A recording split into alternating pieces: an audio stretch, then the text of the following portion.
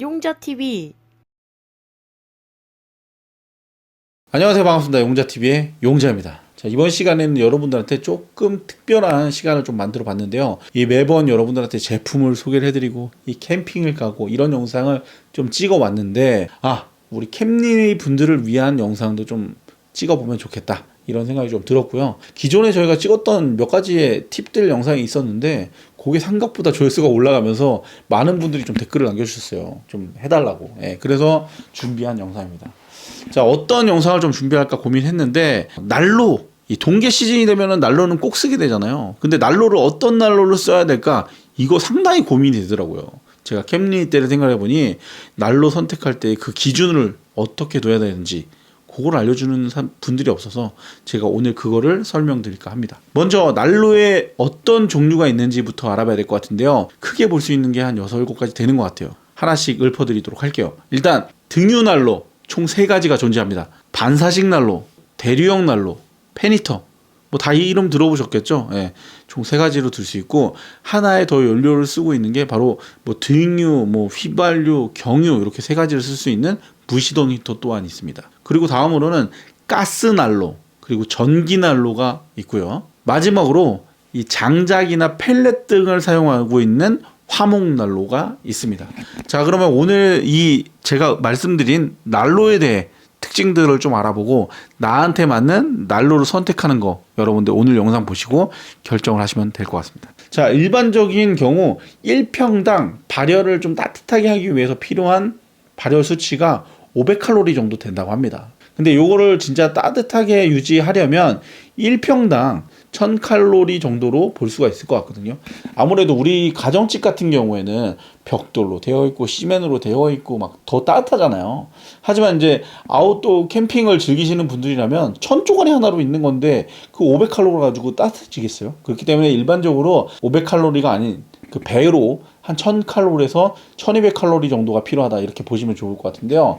대략적인 기준으로 두고 봤을 때 리빙 텐트, 제가 여태까지 했던 리빙 텐트 리뷰가 상당히 많았는데 그거 제가 기준으로 봤을 때 대략적인 사이즈를 측정해 보니까 6400에 3400, 높이는 1900에서 2100 정도가 가장 많더라고요. 요걸 기준으로 봤을 때 대략 한 6.6평 정도가 나오는데, 요걸 칼로리 수치로 보시게 되면은 총 6600 칼로리가 필요합니다. 실제로 우리나라에서 판매되고 있는 난로를 기준으로 봤을 때 일반적인 발열 수치가요 4000에서 5000 정도라고 합니다. 조금 부족할 수도 있죠. 그렇기 때문에 이 난로와 같이 사용하면 좋을 제품이 바로 타프팬, 그리고 서큘레이터인데요. 요걸 쓰시게 되면은 온도가 급 상승합니다. 공기가 순환이 되면서 안에 있던, 바닥에 있던 따뜻한 공기들이 위로도 가고 위로도 내려가고 아래도 내려가고 이렇게 순환이 되는 과정들을 거치면서 실내 내부가 따뜻하게 되는 건데요. 이 원리는 이 따뜻한 공기는 위로 향하고 차가운 공기는 아래로 내려가는 부분을 활용해서 따뜻한 공기로 만들어주는 부분이라고 볼 수 있을 것 같아요. 자, 그러면 여태까지 설명드렸던 난로들을 차차 하나씩 알려드리고 여러분들이 선택을 하실 때 조금 더 도움이 될 수 있는 이야기들을 좀 해볼까 합니다. 자, 첫 번째부터 말씀을 드리자면 가장 여러분들이 대표적으로 쓰고 있는 난로가 파세코, 많이 들어보셨죠?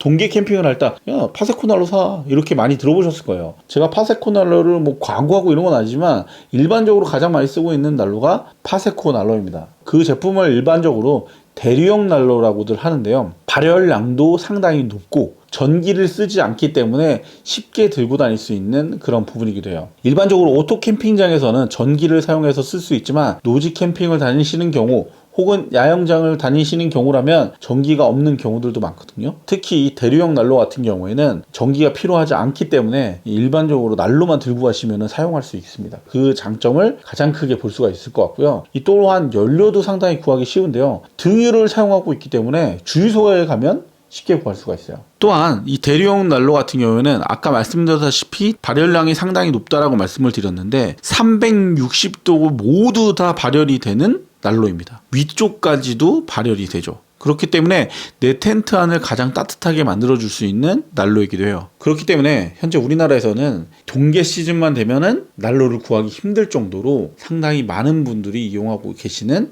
그런 제품이기도 합니다. 하지만 단점도 존재합니다. 여러분들이 아이들과 함께 캠핑을 즐기시는 가족 캠프라면 아까 말씀드렸다시피 360도 모두 다 발열이 되고 위쪽도 열이 발생되기 때문에 그 부분을 통해서 화재가 발생될 수 있고 화상을 입을 수 있는 부분들이 있기 때문에 그 부분을 고민하시고 선택을 하셔야 될 것 같습니다. 이 일산화탄소 경보기 많이 들어보셨을 거예요. 일산화탄소 경보기는 후에도 말씀을 좀 더 드리겠지만 모든 난로를 내가 사용한다 그러면 일산화탄소 경보기는 무조건 사용하시라 이렇게 좀 전달을 드리고 싶고요. 또 한 가지는 벤틸레이션 확보 그리고 공기순환이 원활하게 돌아갈 수 있도록 창을 열어준다거나 벤틸레이션 확보를 하시라. 요거는 공통적으로 말씀을 드리고 싶습니다. 요건 이후에도 다시 한번 강조해서 말씀을 드리도록 할게요. 그러면 단점이 이 화상을 입는 부분에만 단점이 있느냐? 아니요. 몇 가지 단점이 좀 더 있습니다. 대류용 난로 같은 경우는 등유가 타면서 열이 발생되는 난로이기도 한데요. 그렇기 때문에 냄새가 상당합니다. 이 냄새를 좋아하시는 분들도 있어. 웅녀는 상당히 좋아하거든요. 제가 볼 때는 한 가지가 더 있는 것 같아요. 이 통에다가 등유를 담을 때 손이 찝찝해. 뭔가 묻어. 요것도 단점으로 볼 수 있을 것 같아요. 다음은 반사식 난로입니다. 반사식 난로 같은 경우는 대류용 난로가 공간에 좀 제약을 받을 수가 있거든요. 그 부분을 좀 보완해서 만든 게 바로 반사식 난로라고 볼 수 있을 것 같아요. 내가 공간이 좀 좁다 그러면 한쪽으로 붙여서 사용할 수 있다는 장점도 갖고 있기 때문에 이 반사식 난로를 선택하시는 분들은 리빙 공간이 아니라 쉘터의 공간으로 조금 좁게 사용하신다거나 이런 경우에 좀 많이 사용할 것 같은데 단점이 있습니다. 바로 이 대류용 난로 같은 경우에는 극동계에도 쓸 수가 있어요. 발열량이 상당히 높기 때문에. 하지만 반사식 난로 같은 경우에는 360도 발열이 아니라 전방 부분만 발열이 되기 때문에 발열량이 현저하게 줄어들게 됩니다. 그렇기 때문에 이 극동계보다는 간절기에서 이 극동계로 넘어가는 수준까지 쓰기가 적합한 그런 제품이다 라고 보실 수 있고요. 장점으로 볼 수 있는 거는 아까 말씀드렸다시피 이 떡하니 가운데다 난로를 놓는 게 아니라 이 벽면 쪽에 완전히 밀착시켜서 전체 공간을 좀 넓게 쓸 수가 있기 때문에 그 부분은 장점으로 둘 수가 있을 것 같아요. 하지만 역시 대류용과 마찬가지로 직접 발화가 되는 부분을 거치기 때문에 등유가 타는 냄새를 맡을 수가 있습니다. 이 또한 화재 위험에 대한 부분들도 도사리고 있으니까요. 그 부분도 참고하시고 결정을 하시면 좋을 것 같습니다. 아이들을 동반하는 경우 대류용 난로와 반사식 난로 조금 걱정이 된다. 그리고 안전에 대한 위험이 도사리고 있다라고 말씀드렸는데 그럼 아이들과는 캠핑을 가면 안 되나? 이런 생각도 하실 수 있어요. 하지만 아이들과 캠핑을 다니시는 경우 오토 캠핑장을 많이 선택하게 되는데 오토 캠핑장을 다니시게 되면은 전기를 또 쓸 수가 있죠. 이 전기가 확보가 된다면 또 하나의 제품 자체를 추천을 드릴 수가 있습니다. 바로 페니터인데요. 페니터는 이 등유를 똑같이 사용하기 때문에 연료도 손쉽게 구할 수가 있고요. 열기 또한 상당합니다. 이 발열도 상당히 뜨겁고 따뜻하기 때문에 상당히 그 온기를 많이 데워줄 수 있는 그런 제품으로 사용되고요. 또한 안전하게 사용할 수 있다는 장점을 또 가지고 있어요. 온도에 대한 미세 조절도 가능하고 타이머를 통해서 시간도 설정해서 사용할 수가 있죠. 이런 여러 가지 기능들을 확보하고 있기 때문에 단점으로 볼 수 있는 전기가 꼭 필요한데요. 하지만 오토 캠핑장에서 쓰고 있는 전력 허용치보다는 현저하게 낮은 수준이기 때문에 전기에 대한 걱정도 사실상 크지 않습니다. 이 대류용 난로와 반사식 난로에 대한 좀 걱정을 많이 하셨던 분들은 페니터를 선택하셔도 굉장히 좋은 해답이 될 것 같아요. 특히 페니터 같은 경우에는 직접적으로 가열되는 형태가 아닌 따뜻한 온기가 나오는 그런 형태이기 때문에 비교적 안전하게 사용할 수가 있고요. 화상에 대한 위험도 없습니다. 다만 이 또한 등유를 태워서 발생되는 난로이기 때문에 환기에 대한 부분은 꼭 각별히 신경을 쓰셔야 될 것 같고요. 일산화탄소 경보기는 아까 말씀드렸다시피 모든 난로에 포함하셔야 됩니다. 이 난로를 켜고 끌 때만 타면서 냄새가 나는데 그 이후에는 냄새가 거의 없다고 보시면 됩니다. 리빙 텐트를 쓰신다, 쉘터의 공간을 쓰신다 그러면 전체 그 텐트 공간을 거의 다 쓸 수가 있어요. 반사식 난로의 장점 또한 갖고 있기 때문에 여러분들이 그 상황에 맞춰서 쓸 수 있는 최고의 제품이라고 볼 수 있을 것 같습니다. 그렇기 때문에 이 세 가지의 제품들을 가장 많이 쓰고 있는데 내가 어떤 상황에서 캠핑을 하느냐에 따라서 고민을 해보시고 결정을 하시면 될 것 같아요. 자, 다음은 무시동 히터입니다. 앞서 설명드렸던 연료가 기름이 되는데요. 주유소에 가면 쉽게 구할 수 있는 등유, 경유, 휘발유 등을 사용해서 쓸 수 있는 제품입니다. 그렇기 때문에 연료에 대한 스트레스는 좀 덜한 것 같아요. 이 무시동 히터 같은 경우에는 모터홈과 카라반 그리고 차박에 많이 쓰는 난로이기도 한데요. 우리나라에 사실 캠핑 인구가 극속도로 높아지게 된 시기가 코로나가 시작되면서 캠핑 인구가 급속도로 높아지기 시작했거든요. 그 중에서도 이 모터홈 카라반 시장이 엄청나게 많이 성장했습니다. 차박 또한 마찬가지고요. 무시동 히터가 굉장히 간편합니다. 이 앞서 설명드렸던 팬히터 그리고 대류용 난로, 반사식 난로 같은 경우는 부피도 상당히 크고요. 무게도 상당히 있지만 무시동 히터 같은 경우에는 상대적으로 제품마다의 차이는 있겠지만 그 제품들보다는 상당히 좀 가볍다고 볼 수가 있고요. 무게감도 상당히 적습니다.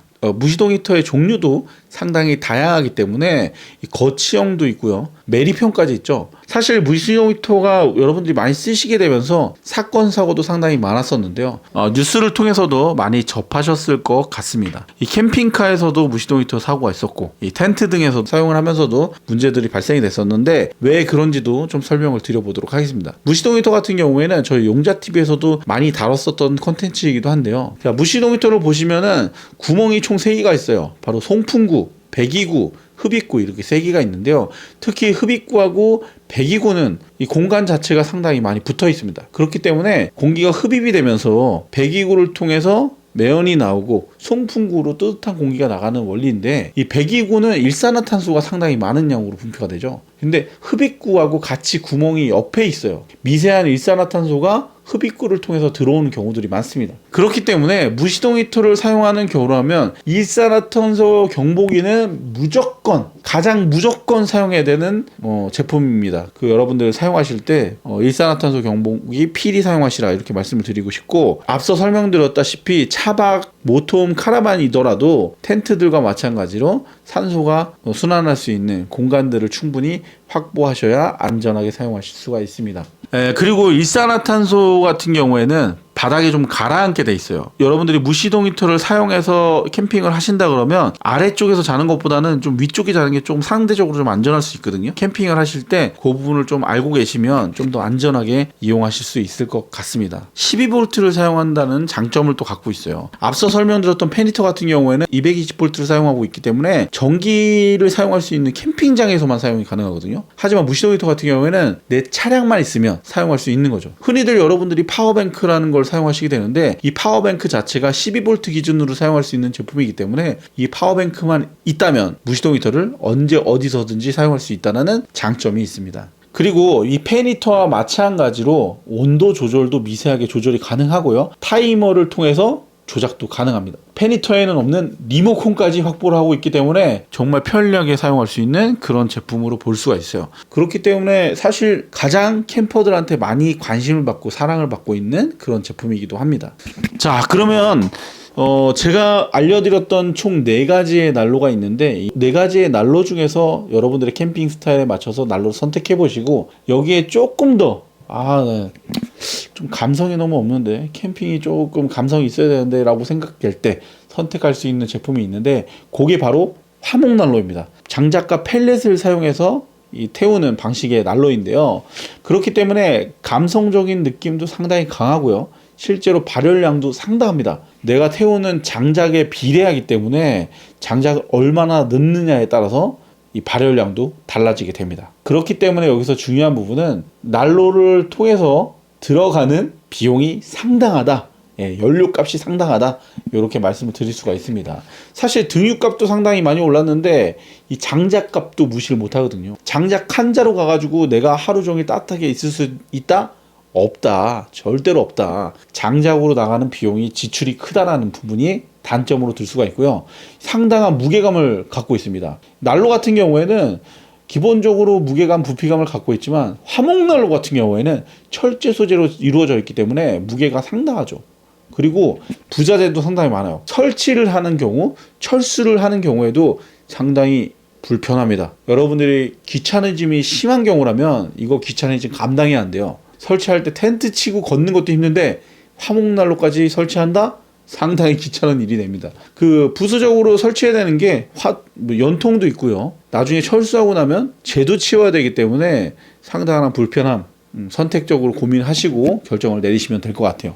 이 화목난로 같은 경우에는요, 이 중간중간에 연료를 계속 넣어줘야 되는 단점이 있습니다. 상당히 귀찮아요. 여러분들이 그 감성적인 느낌을 갖고는 있지만 장작들을, 펠렛들을 충분히 보충해야 되는 부분이 단점으로 느껴지기도 합니다. 더러 펠렛을 사용해서 좀 잠잘 때도 사용하겠다 이렇게 생각하시는 경우도 있는데, 이 계속 봐주지 않는다면 그 위험이 상당합니다. 실제로 저희가 펠렛 난로를 사용해 가지고 잠잘 때 사용을 했었던 적이 있는데요, 이게 역류하는 것 때문에 연기가 엄청 났었어요. 죽을 뻔했습니다. 안전을 위해서라도 펠렛 난로, 장작 화목난로는 취침 시에는 꺼주시고 사용을 하시는 걸 권장을 드립니다. 자, 다음으로 살펴볼 몇 가지 제품들이 있는데, 사실 이 제품들은 여러분들한테 메인 난로로 쓰시라고 권장드리고 싶은 제품들은 아니에요. 메인 난로가 아닌 보조 장치로 쓰시면 좋을 만한 그런 난로인데요, 종류는 전기 난로와 가스 난로가 있습니다. 이 전기 난로는 사실상 여러분들께 말씀드릴까 말까를 고민했을 정도로 사용량이 현저히 적은 제품입니다. 이 이유가 있어요. 여러분들이 전기 난로를 쓰려고 한다면 일반적으로 가정에서 쓰고 있는, 혹은 여러분들이 사무실 같은 데서 쓰고 있는 전기 난로는요, 1kg, 2kg 이상의 전기를 먹는 난로입니다. 그래야지만 따뜻하거든요. 하지만 실질적으로 캠핑장에서 운용할 때 전기를 쓸 수 있는 허용치는 600W예요. 내가 1kg, 2kg짜리 전기를 쓰게 되면 어떻게 되느냐? 네, 캠핑장 전기가 다 떨어지겠죠.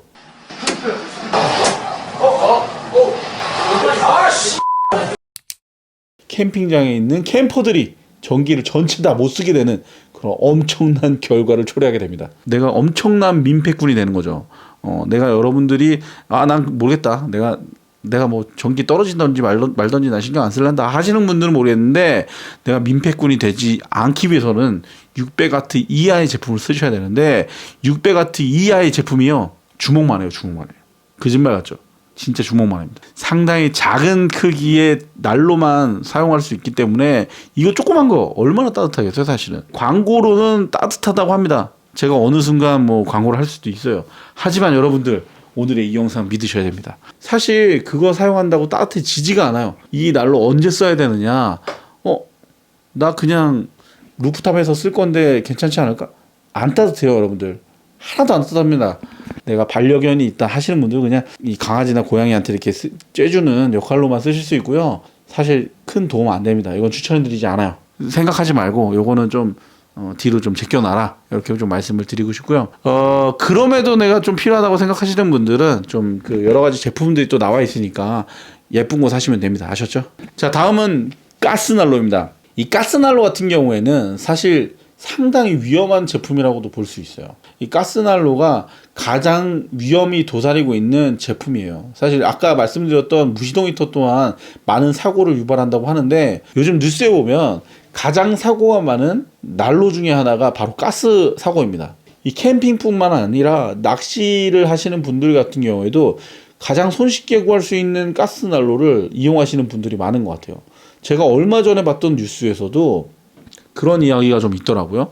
낚시를 하시다가 라면을 끓이기 위해서 텐트 안에서 가스난로를 하나 켜놓고 순간 잠이 들어서 질식사로 돌아가시는 분들, 이런 경우들도 상당히 많아요. 가스를 켜는 순간부터 일산화탄소가 지속적으로 발생이 되기 때문에 상당히 위험하고요. 공기 순환이 되지 않으면 정말 위험한 그런 제품입니다. 이 또한 가스 질식사뿐만이 아니라 화재 사고, 폭발 사고까지 있어요. 이 가스가 미세하게 조금이라도 새게 되면은 거기서 발생되는 화재 위험 또한 상당한 그런 제품입니다. 이 제품 위험한데 왜 쓰냐, 이렇게 좀 말씀을 하시는 분들도 계실 텐데, 그럼에도 불구하고 상당히 괜찮은 제품이기도 해요.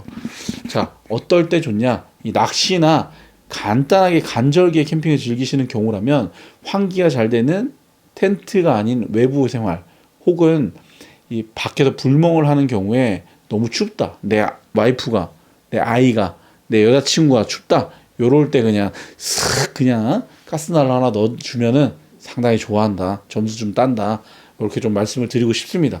그래서 가스난로 같은 경우에는 작은 규모의 사이즈를 쓰실 때, 이 간절기 캠핑을 하는 경우, 이제 좀 추워지기 시작할 때, 그럴 때 좀 쉘터 안에서 사용을 하시면 괜찮을 것 같고요. 취침 시에는 절대적으로 쓰시면 안 되는 제품 중에 하나고요. 여러분들이 이 가스난로 상황에 맞게끔 쓰시면은 괜찮은 제품이니까요. 참고하시면 좋을 것 같습니다. 이 제품 사용하실 때도 뭐다? 환기와 일산화탄소 경보기는 필수로 사용하셔야 된다. 요것만 알고 계시면 될 것 같습니다. 자, 오늘 살펴본 제품들은 이 앞서 말씀드렸던 가스난로부터 등유난로, 뭐 전기난로 여러 가지 제품들을 좀 알려 들어봤어요. 난로의 종류들이 상당히 많습니다. 여러분들이 텐트를 어떤 텐트를 쓰느냐, 내가 어떤 캠핑을 하느냐에 따라서 선택 방법이, 선택 기준이 달라지기 때문에 오늘의 이 영상 잘 체크해 보시고 난로를 선택해 보시면 좋을 것 같습니다. 그럼에도 고민이 되신다면 댓글로 남겨주세요. 제가 알고 있는 한도 내에서 성실히 답변을 드리도록 하겠습니다. 저는 다음번에 더 좋은 영상으로 찾아뵙도록 하겠습니다. 이 중간중간 올라가는 리뷰 영상과 브이로그 영상도 놓치지 말고 봐주시면 좋을 것 같아요. 다음번에 뵙겠습니다. 감사합니다. 우루사!